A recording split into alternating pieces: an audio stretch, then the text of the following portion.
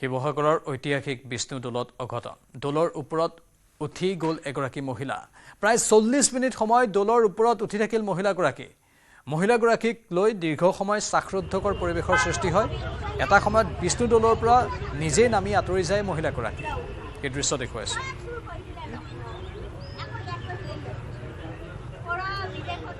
শিৱসাগৰৰ ঐতিহাসিক বিষ্ণু দৌলত এই অঘটন সংঘটিত হৈছে দৌলৰ ওপৰত উঠি গ'ল এইগৰাকী মহিলা প্ৰায় 40 মিনিট সময় এনেধৰণে দৌলৰ ওপৰত উঠি থাকিল সেই মহিলাগৰাকী কিন্তু কি কাৰণত মহিলাগৰাকী উঠি গৈছিল স্পষ্ট হোৱা নাই মহিলাগৰাকীক লৈ দীৰ্ঘ সময় শ্বাসৰুদ্ধকৰ পৰিৱেশৰ সৃষ্টি হয় চাওক পৰিৱেশটো কেনে এক অৱস্থা হৈছিল তাত আৰু সকলোৰে মাজত আতংকৰ সৃষ্টি হৈছিল কিবা কাৰণত যদি মহিলাগৰাকী তাৰ পৰা পৰি যায় কেনে এক অঘটন সংঘটিত হ'ব তাকো ঐতিহাসিক বিষ্ণু দৌলত যি এই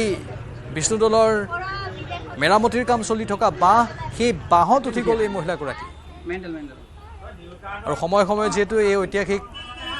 চিহ্নবোৰৰ মেৰামতি কৰা হয় আৰু সেই কামেই কৰি থকা হৈছে তাত আৰু তেতিয়াই হঠাৎ এই মহিলাগৰাকী ওপৰলৈ উঠি যোৱা দেখিবলৈ পোৱা গ'ল এটা সময়ত অৱশ্যে নিজেই তেওঁ নামি আহে আৰু আঁতৰি যায় কিন্তু ওপৰত থকা সময়ত তেওঁ কিবা কথা কৈ আছিল সেইখিনি অৱশ্যে অস্পষ্ট ৰূপত শুনিবলৈ পোৱা গৈছিল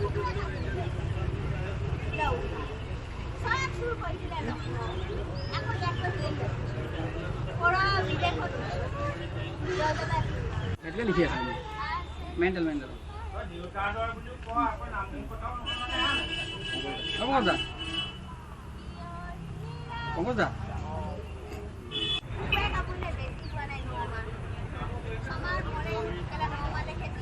একাংশ লোকে সন্দেহ প্ৰকাশ কৰিছে যে মহিলাগৰাকীয়ে মানসিক ভাৰসাম্য হেৰুৱাই পেলাইছে